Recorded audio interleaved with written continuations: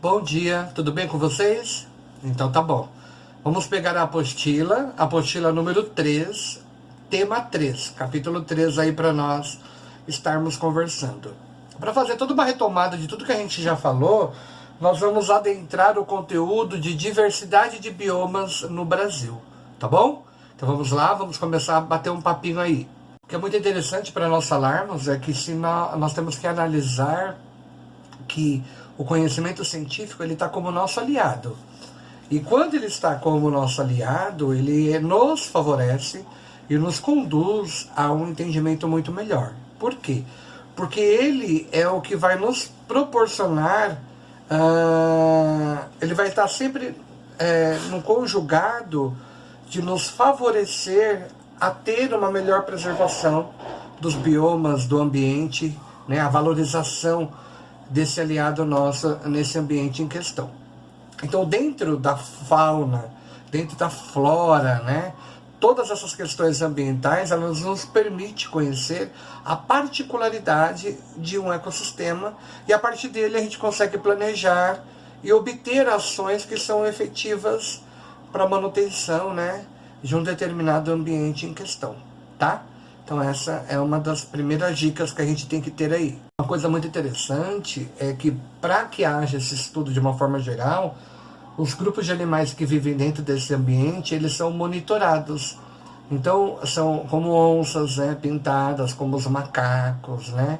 São grupos de animais que eles são coletados e são inseridos nesses animais, como eu posso dizer, né, um método utilizado, né, pelos biólogos para poder estudar e monitorá-los, né? É como se fosse o rádio, né, colares, né, radiocolares que a gente fala. E aí a gente consegue ter várias dimensões, né, de onde esse animal está, de como está sendo o comportamento desse animal, como que está a convivência, né? E aí a gente consegue pontuar algumas questões, né? Como, por exemplo, qual a distribuição nessa floresta, né? O tamanho da população, né? Ela se mantém ao longo dos anos? Algum fator ambiental está ameaçando a sobrevivência desses animais? Então são questões que a gente precisa levantar e obter aí com maior cuidado quando a gente tem essas características envolvendo aí, tá bom? Agora nós vamos falar um pouquinho sobre a Mata Atlântica. Então nós vamos fazer o quê? A gente vai falar sobre a Mata Atlântica, assim como eu vou falar de outros biomas, mas aí eu vou falar o nome e vou falar a característica para vocês, e aí nós vamos bater um papo e discutir, tá? A Mata Atlântica, ela é uma floresta com clima o quê? É uma floresta tropical. Ela é uma região com uma biodiversidade muito grande, graças a Deus, é uma biodiversidade bem exacerbada, né, no mundo. Mas é uma das ameaças, né, por atividades predatórias muito evidente. O tipo de clima nesse local, a gente pode observar como um clima quente e chuvoso. A gente pode observar grande quantidade, né, uma grande variedade de plantas nativas.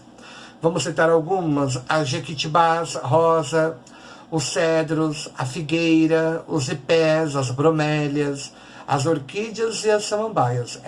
É muito vasto o número a quantidade de variedade de vegetais que nós podemos ter dentro desse local. Mas também a gente tem uma grande diversidade com relação ao grupo de animais, né?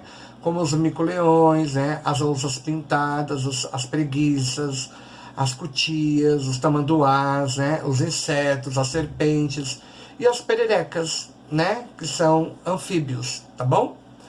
E a gente tem que pensar que ela apresenta uma das maiores biodiversidades do planeta, né? Com muitas espécies endêmicas, né? Ou seja, o que eu quero dizer quando eu falo endêmica? Né? Que ela ocorre exclusivamente em determinada região geográfica, né? Ela está ali inserida naquele contexto social, naquele contexto a nível ambiental, tá bom?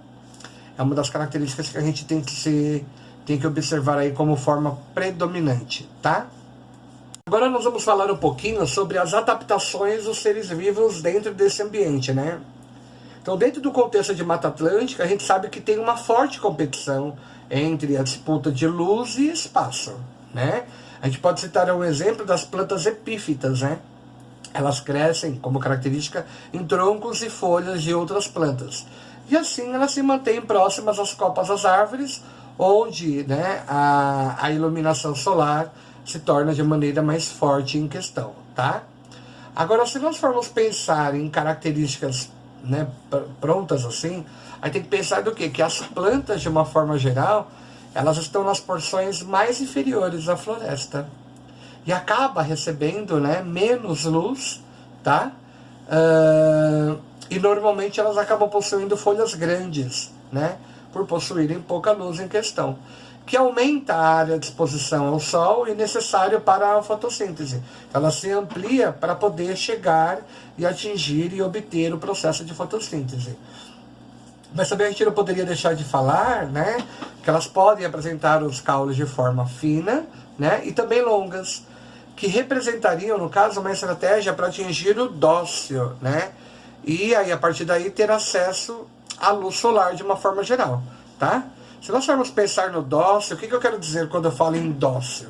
Atingir o dócil significa a região na parte mais alta das florestas, onde as copas dessas árvores acabam se encontrando de uma forma geral, tá? Tudo bem até aqui?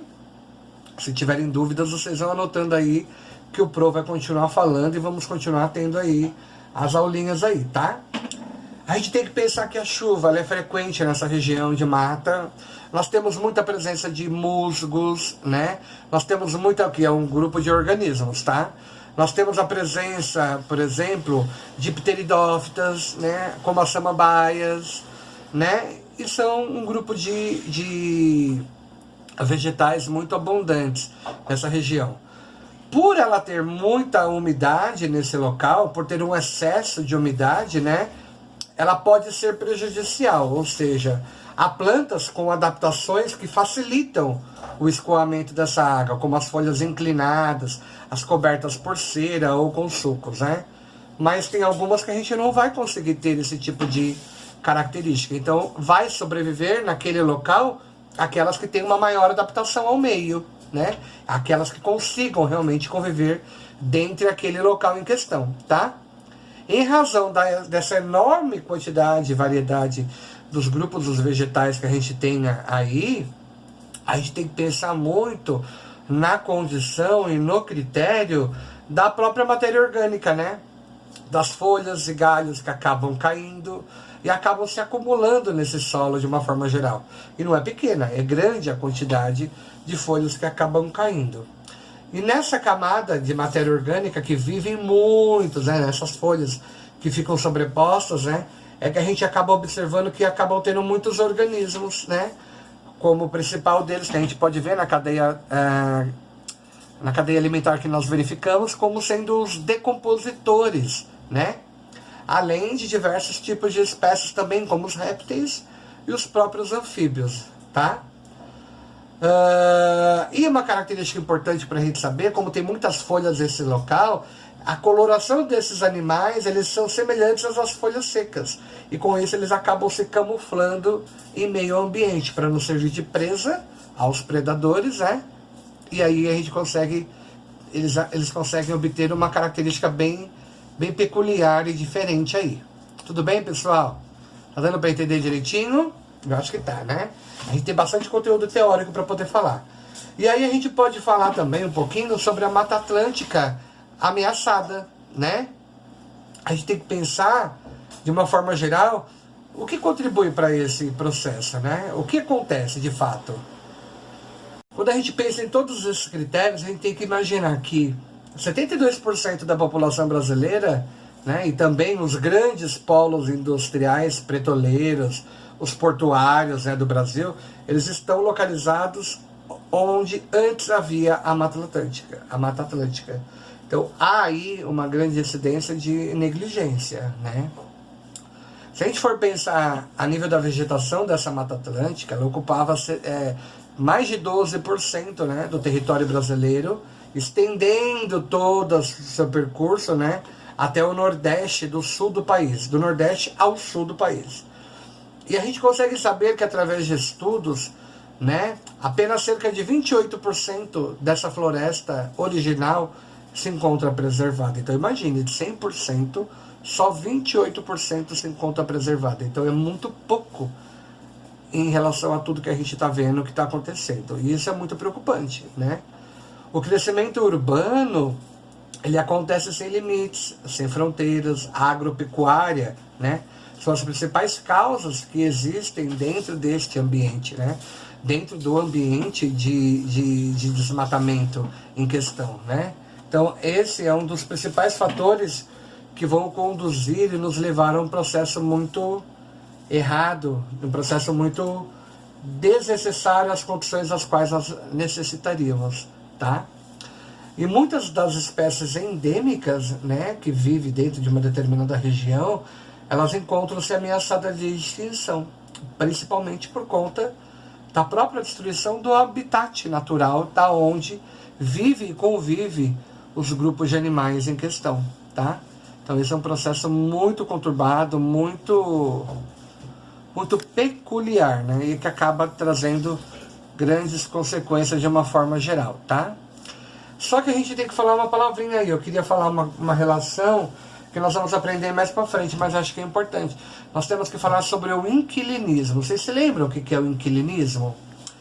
O inquilinismo é uma relação ecológica na qual uma espécie, o inquilino, né, no caso, o nome já diz, ele se beneficia, né? Ele acaba obtendo abrigo e suporte do corpo de uma outra espécie, sem ter que prejudicá-la, né? Por exemplo, a gente pode citar um grupo de vegetais, as epífitas, as orquídeas, as bromélias, são exemplos clássicos, né, de inquilinismo, tá?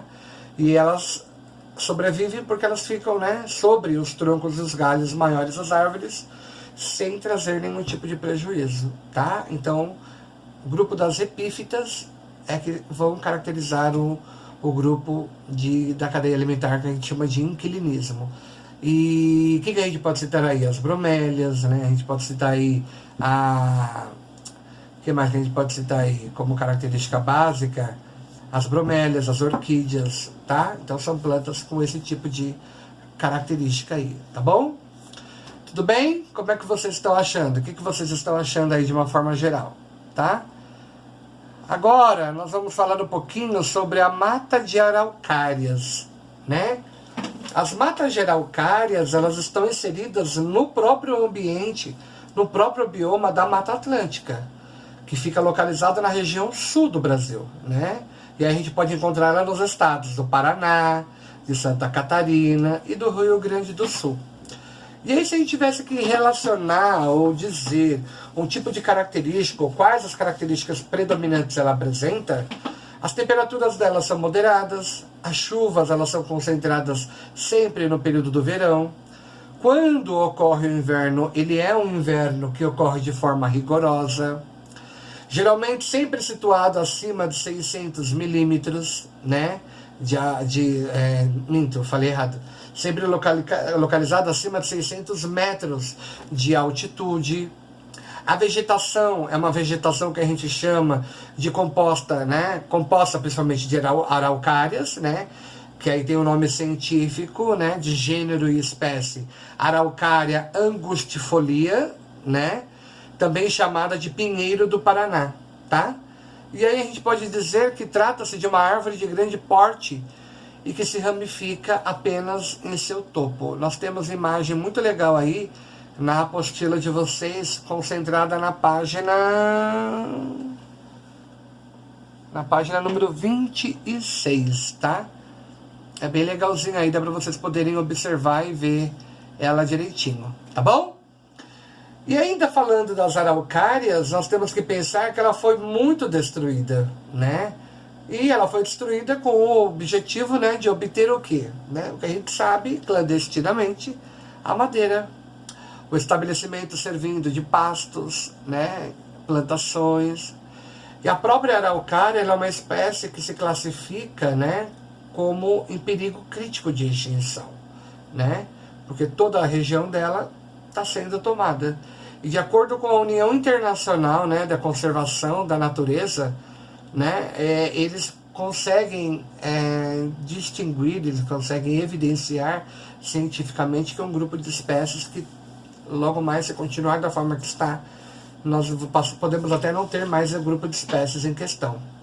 E por essa razão, né, esse comitê da União Internacional, né, de Conservação da Natureza, né, eles tomaram as medidas de conservação e de restrições da exploração dessa área, né, de mata, que são realizadas aí nos últimos anos. A gente tem que dizer que o IBAMA, que os órgãos fiscalizadores com relação à invasão de terras, à propriedade de terras, eles são órgãos muito competentes, mas tem muito pouca fiscalização em questão, e é o que dá maior multas assim, ó, absurdas a nível de dinheiro, com relação quando você envolve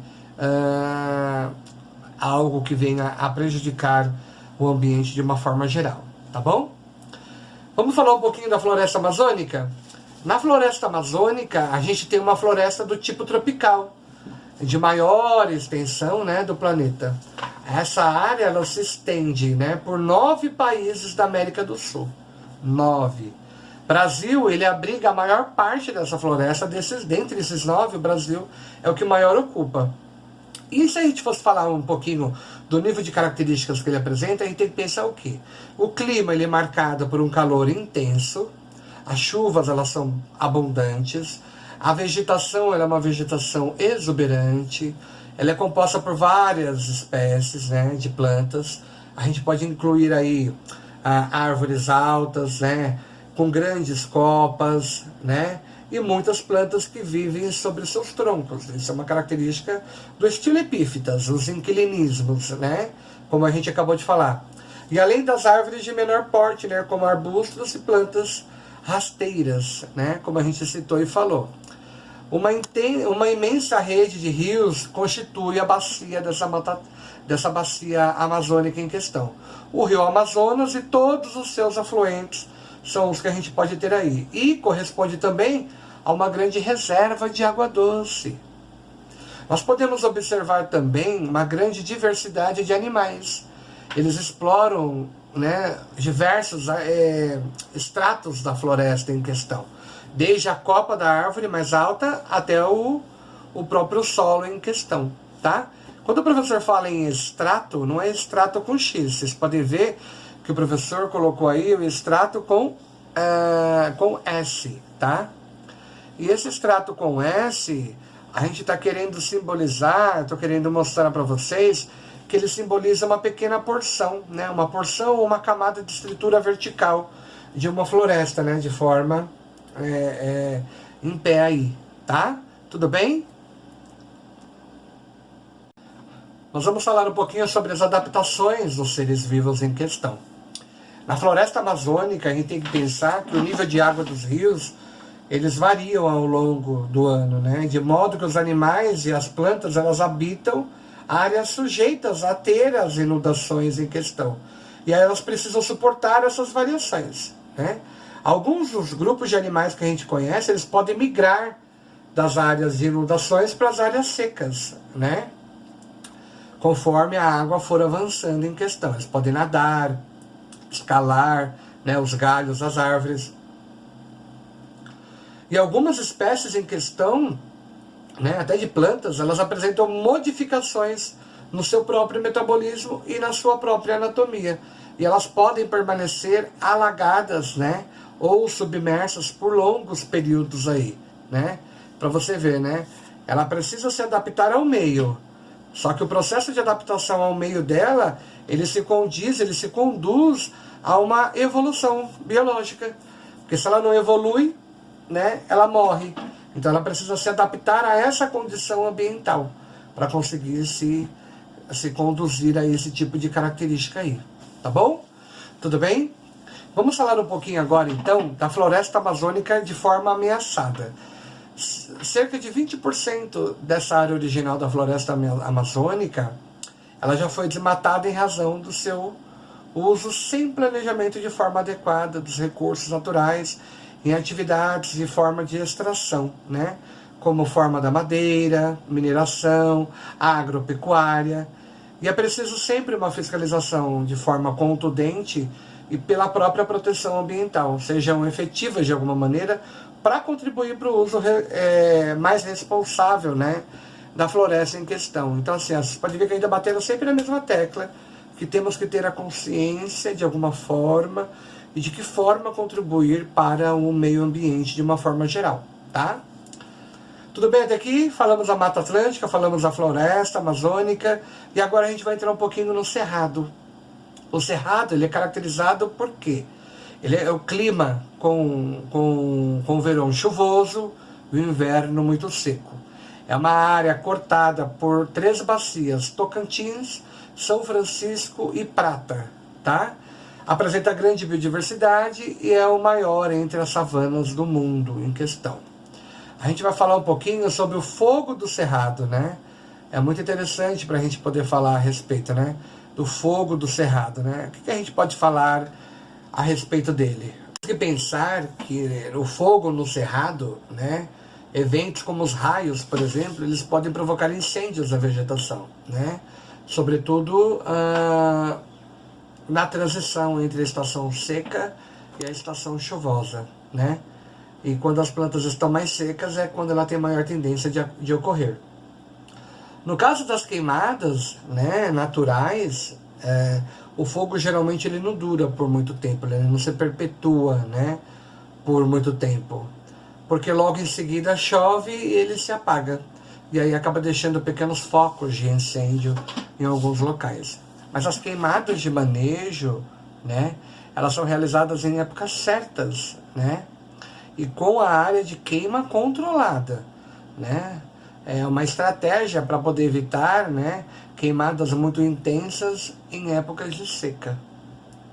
Mas se a gente for observar, a grande maioria dessas queimadas, elas não atingem o Cerrado, né? Não é planejada e decorre de ações humanas, a gente sabe disso, né? Em especial, a gente pode citar aquelas que sempre estão relacionadas à agropecuária. Então, o uso frequente, indiscriminado, né, do fogo por vastas áreas, né, ao contrário do fogo natural, né, episódico, né, que a gente sabe que não é algo que teve uma ação humana, ele pode levar à diminuição dessa biodiversidade de espécies e até mesmo à alteração da própria vegetação do cerrado em questão, tá? Tudo bem até aqui? Alguma dúvida?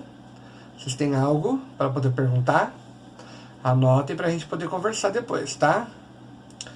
As adaptações ao fogo, né? O fogo ele é um importante fator ecológico dentro do cerrado e ele influencia o ciclo de vida em diversas espécies em questão, né? Algumas plantas, por exemplo, só produzem flores e frutos após os eventos de queimadas. Olha que interessante, né? Algumas árvores elas têm o tronco mais grosso para poder proteger o interior do caule do fogo, né? E das próprias altas temperaturas em questão. Em plantas menores, né, a parte sempre que fica acima da superfície do solo, de muitas delas, ela acaba sendo queimada, né? Mas as estruturas subterrâneas, elas resistem, né? E acabam voltando, né? E conseguem brotar novamente, né? Após a passagem desse fogo em questão, tá? Algumas espécies de animais eles se deslocam desses ambientes, né, vizinhos em épocas de queimadas e eles retornam quando o fogo acaba cessando. Eles são animais que são selvagens, né, eles percorrem todo o percurso. Outros pequenos animais eles conseguem se abrigar em buracos de solo, sempre resistindo ao processo de fogo em questão, tá bom? Tudo bem até aqui? Alguma dúvida? Alguém quer perguntar alguma coisa? Anotem ou já vai lá, tá? Na salinha de bate-papo e já pergunta para mim lá para eu poder dar a resposta para vocês certinha, tá bom? E aí nós vamos falar um pouquinho sobre as fisionomias do cerrado, né? Como que a gente consegue enxergar esse cerrado, né? O cerrado ele abrange grandes extensões de áreas cobertas pelas herbáceas, né? O maior ou menor presença dessas árvores em questão, a gente pode citar o arbustos, né? Que vai resultar em fisionomias diferentes do próprio processo de vegetação. Geralmente a vegetação ela se apresenta com características relacionadas com o clima, especialmente tendo disponibilidade de água a periodicidade do fogo e o solo ácido de baixa fertilidade dentro dessa própria região em questão. Tudo bem? Alguma dúvida, alguma pergunta? Então vamos fazer assim. Vamos lá, que agora nós vamos falar um pouquinho sobre o cerrado avançado, tá? Dentro do cerrado avançado, a gente tem que pensar que a paisagem do cerrado, ela foi e continua sendo muito modificada. Ou seja, resta muito pouco mais da metade da sua própria área original. A conversão dessas áreas em pastagens, né, e cultivos agrícolas é o principal fator de degradação que a gente vai ter aí. Pelo próprio processo de contaminação de rios, né, por conta do mercúrio, em razão do garimpo, né, o desmatamento para comercialização da própria madeira, do carvão, e além da própria expansão, né, que a gente tem aí da estrutura urbana em questão, tá? Aí tem um texto muito bacaninha que seria Frutos dos Cerrados, tá? Depois, se você